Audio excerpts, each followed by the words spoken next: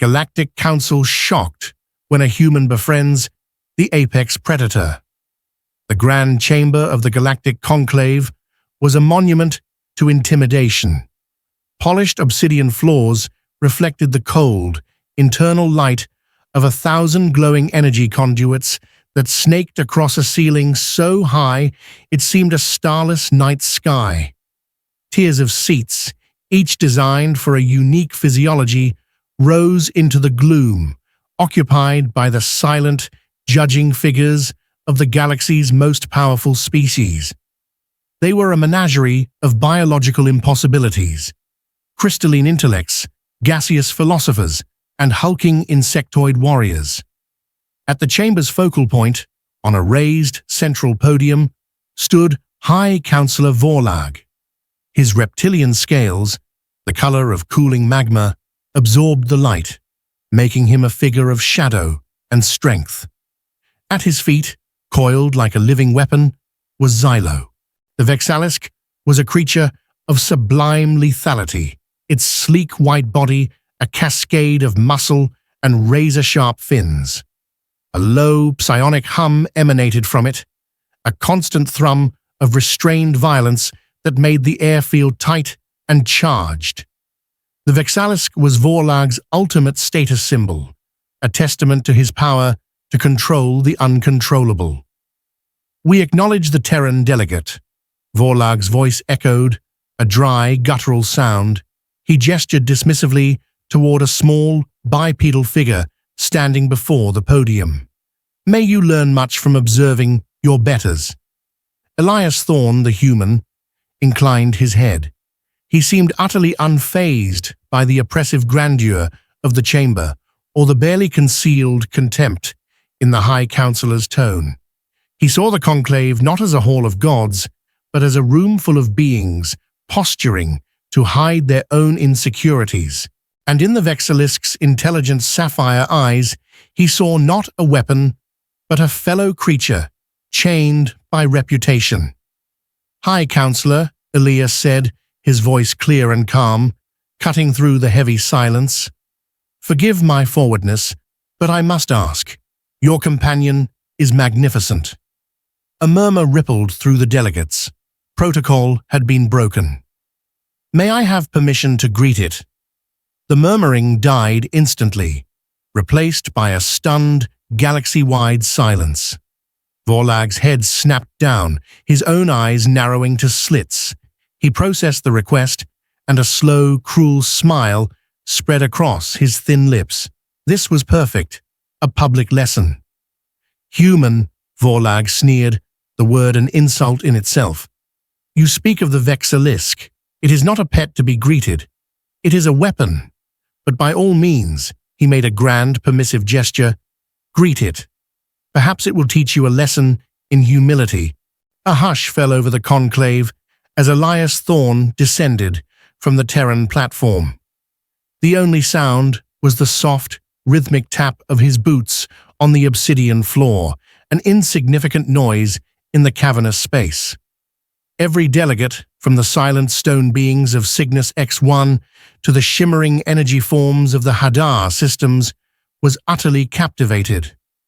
The floor of the conclave, moments before a stage for diplomacy, had become an executioner's circle, and the human was walking willingly into its center.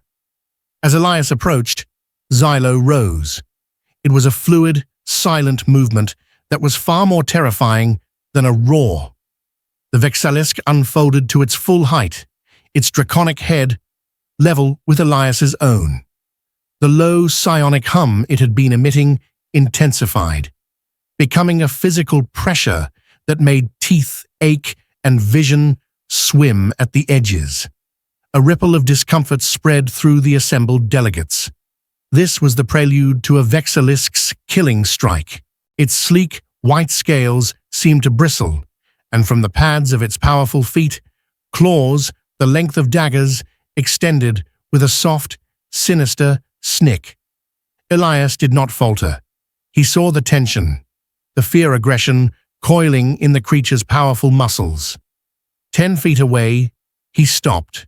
Then, in a gesture that defied every predator-prey instinct known to the galaxy, he slowly knelt, lowering himself to make his profile smaller, less threatening.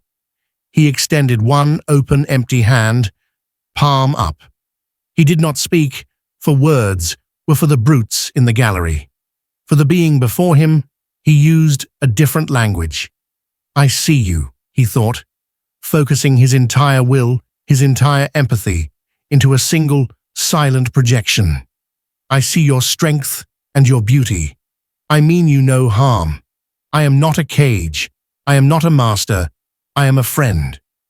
From his podium, Vorlag watched, his reptilian mind processing the scene with cold, analytical certainty. The primate kneels, a sign of submission. Good. The Vexilisk will make it quick. It will be a useful lesson for... His thoughts stuttered. Xylo's psionic hum wavered, losing its sharp, aggressive edge. The creature's head, poised to strike, tilted in a gesture of pure, unadulterated curiosity. Its extended claws retracted slightly. A trick, Vorlag thought, a flicker of panic entering his mind. The psionic dampening field is active. It should be enraged, not inquisitive. Elias remained perfectly still, his mind a sea of tranquility, his hand outstretched. "You are magnificent," he projected. "You are not a weapon. You are a life." Slowly, deliberately, Xylo took a step forward. It lowered its fearsome head, the rows of needle-like teeth just inches from Elias's offered hand. It sniffed once, its nostrils flaring. Then, it closed its great sapphire eyes and leaned forward, pressing its scaled snout gently into Elias's palm. A single, collective gasp echoed through the grand chamber. High Counselor Vorlag stared, his mind finally breaking. The foundations of his power, his understanding of the universe, crumbled to dust. This creature, this engine of pure destruction he had dominated and displayed as a symbol of his own might, was nuzzling a soft-skinned primate like a common house pet. His entire philosophy was built on the premise that power controls, that strength dominates. What he was witnessing was not domination. It was connection, a power he had never known existed. "Impossible," Vorlag whispered, the word lost in the sudden, frantic buzzing of 1,000 alien voices. The shockwave of Xylo's submission radiated through the conclave, shattering millennia of established dogma. The chamber, once a bastion of rigid order, devolved into a cacophony of frantic, overlapping debate. Power was strength. Strength was control.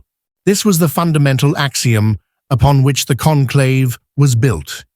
Yet they had just witnessed a species with negligible physical power achieve a level of control that the mighty Vorlag, for all his posturing, had never managed. It was a paradox that threatened the very structure of galactic society.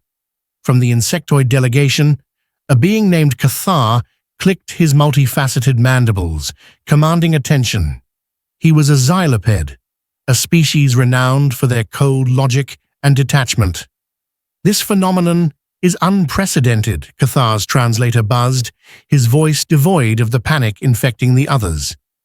"Emotion and sentiment are variables we have long dismissed as primitive.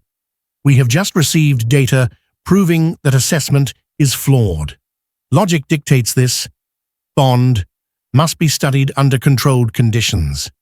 I propose the proving grounds." The suggestion hung in the air, a lifeline for the flailing delegates. It was a way to take this terrifying, incomprehensible event and cage it within the familiar confines of scientific procedure. High Counselor Vorlag seized upon the idea instantly.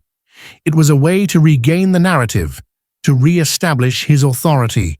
His face, which had been a mask of slack-jawed disbelief, hardened once more into a semblance of command. "A wise suggestion, Counselor Cathar," he announced, his voice regaining some of its former resonance. The integrity of galactic stability is at stake. We must understand the nature and limits of this connection. He looked down from his podium, his gaze falling upon Elias and the now calm Vexilisk at his side. He was no longer looking at a fool, but at a puzzle he desperately needed to solve. For the safety of the galaxy, these trials will commence. Elias understood their fear perfectly. They couldn't comprehend a power they couldn't measure or weaponize, so they needed to test it, to define its boundaries, to feel they had control over it again. He knew that refusing the trials would be seen as an admission of deception or weakness.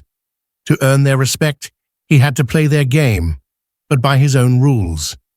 He looked down at Xylo, who met his gaze with an unnerving intelligence.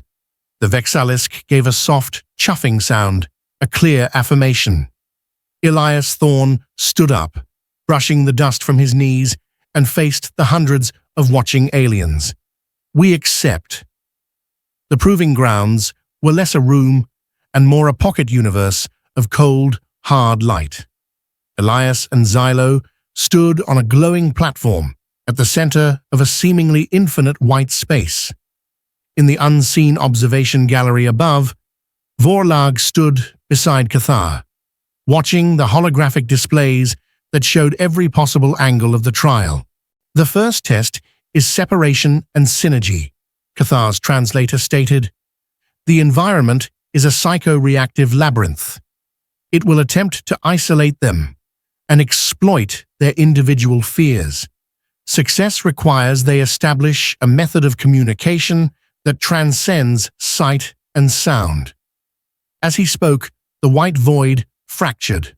Walls of light shot up, forming a massive shifting maze around the duo before a final wall slammed down between them. They were alone. Elias found himself in a narrow corridor that hummed with a disquieting energy. He took a few steps, and the wall behind him dissolved, while a new one appeared in front, sealing his path. It was designed to be maddening. He closed his eyes, ignoring the shifting architecture and the whispers that seemed to skitter at the edge of his hearing. Illusions designed to evoke primal human fears of being hunted. He focused, reaching out with his mind, not with words, but with a simple feeling of presence. Xylo, can you feel me? Elsewhere in the maze, Xylo paced, its psionic senses bombarded by holographic ghosts and false emotional signals. It ignored them all. The phantoms were loud and chaotic, but beneath them, it could feel a quiet, steady beacon. Elias. Focusing on that feeling, Xylo sent back a pulse of its own, a feeling of pure, unwavering loyalty. Elias felt it as a sudden warmth in his chest, a sense of calm that cut through the maze's oppressive aura. A corridor to his left presented an illusion of a clear path to the exit. His eyes told him it was the logical choice. But from his connection with Xylo, he felt a faint, insistent coolness, a psychic warning. From the corridor to his right, which appeared to be a dead end, he felt a gentle thrum of warmth. Trust. He had to trust the feeling. He is ignoring the primary visual data, Cathar observed from the gallery, his antennae twitching. The human's logic should compel him to take the illusory path. He is not using logic, Vorlag breathed, his eyes wide. He is trusting the creature's guidance implicitly. Elias turned right, walking toward the dead end. As he approached, the wall flickered and dissolved, revealing a new, open passage. He followed the warmth, navigating the shifting labyrinth, not with his eyes, but with the Vexilisk's instincts. He learned the language of their bond quickly. A steady warmth meant correct.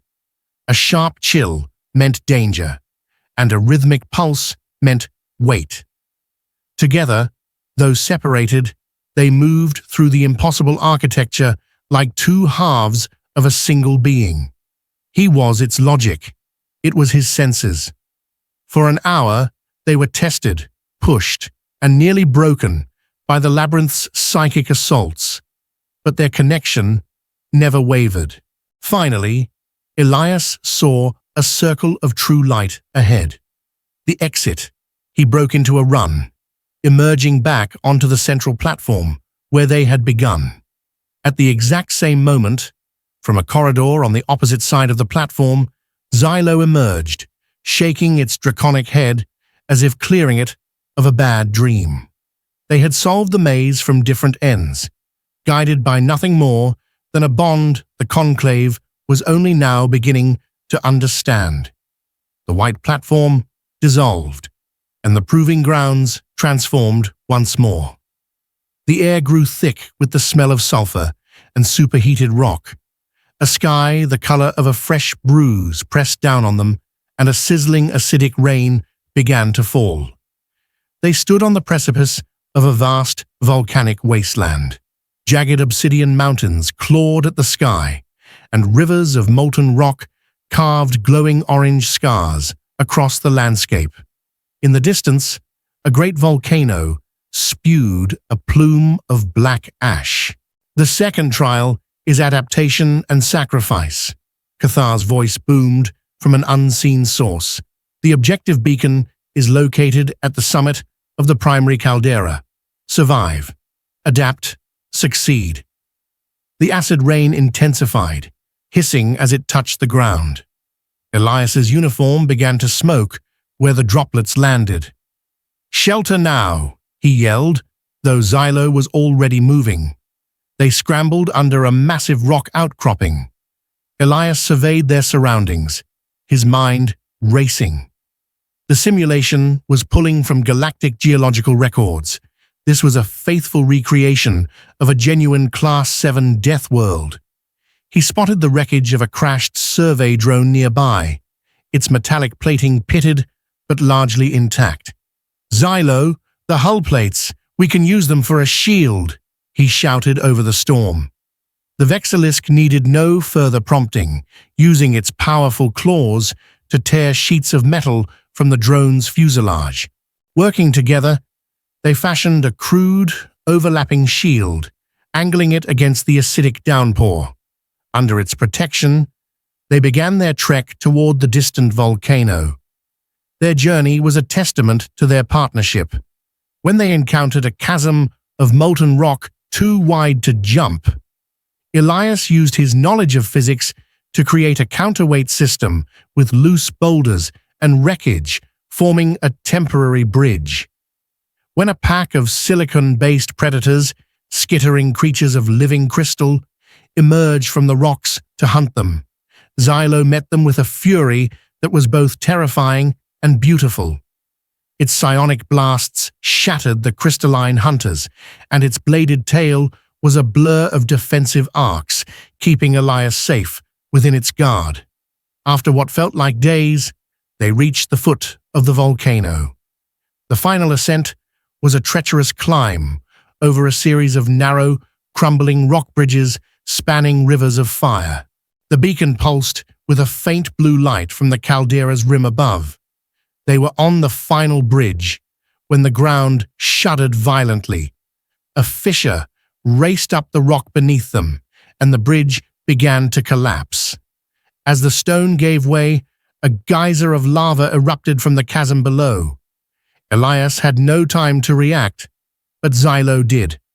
The Vexilisk threw its body over him, its thick white scales taking the full force of the molten spray. The creature roared in pain as its hide sizzled and blackened, but it did not move. It was a living shield, sacrificing its own flesh to protect its partner. Huddled beneath the Vexilisk's bulk, Elias saw the beacon, now just feet away on the still stable portion of the ledge. He understood Xylo's intent. Trusting its incredible resilience, he scrambled out, grabbed the beacon, and rushed back, activating its emergency signal just as Xylo's strength began to fail. In the observation gallery, the delegates were silent. They had just witnessed an act of loyalty so profound it defied their understanding of predator-prey dynamics, of master-servant relationships, of everything they thought they knew about the natural order. Vorlag watched, his four hearts beating a frantic rhythm, as the human ignored his own safety to inspect the Vexilisk's scorched scales. He saw the human place a hand on the creature's wound, not in a gesture of dominance, but of profound care. Elias looked at the raw, burned patch on his friend's side. "Are you all right?" he asked, his voice thick with concern. The bond between them pulsed, no longer a simple connection, but a covenant forged in fire and pain.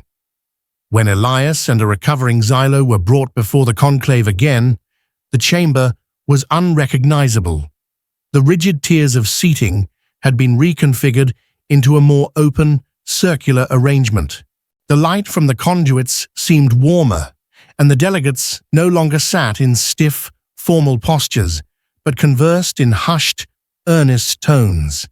The oppressive weight of intimidation had been replaced by the charged atmosphere of imminent, profound change.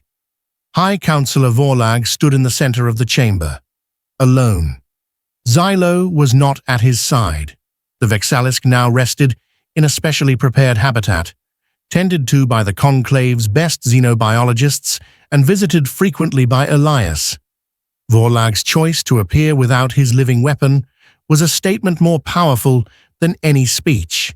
He approached Elias, not with the swaggering gait of a conqueror, but with the measured steps of a being whose entire universe had been redefined. "Human," Vorlag began, his voice softer now, stripped of its previous arrogance. He looked at Elias, then at the assembled delegates. "For millennia, the conclave has operated on a simple principle. Strength is power, and power is control. We measured strength in warships, in territories, in the ability to command obedience through fear."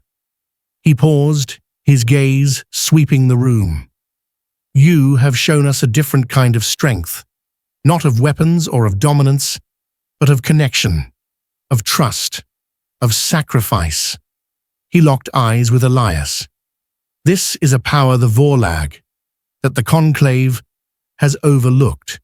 It is a power we failed to comprehend because we were blinded by our own definition of might. We were wrong." The admission, coming from a being as proud as Vorlag, sent a ripple of astonishment through the chamber. This was more than a concession. It was a revolution in thought. Vorlag turned to the conclave. "I propose we dissolve the proving grounds. Their purpose is complete. In their place, I propose the establishment of the Empathy Accord, a new galactic initiative led by the Terran delegation to study and foster the bonds of partnership between all species." Elias felt the immense weight of the moment settle upon him. He thought of humanity's long, complicated history with the creatures of its own world, the wolves that became dogs, the wildcats that became companions, the countless bonds forged through simple, everyday acts of kindness. He realized that this incredible, galaxy-altering superpower was nothing more than a trait humanity had practiced for eons, a simple truth they had always known. You are stronger with a friend at your side. "Respect isn't a resource to be conquered, Counselor," Elias replied, his voice echoing in the transformed chamber. "It's a bridge to be built." He looked from Vorlag to the faces of the other delegates, seeing not aliens, but partners. "Let's build it together."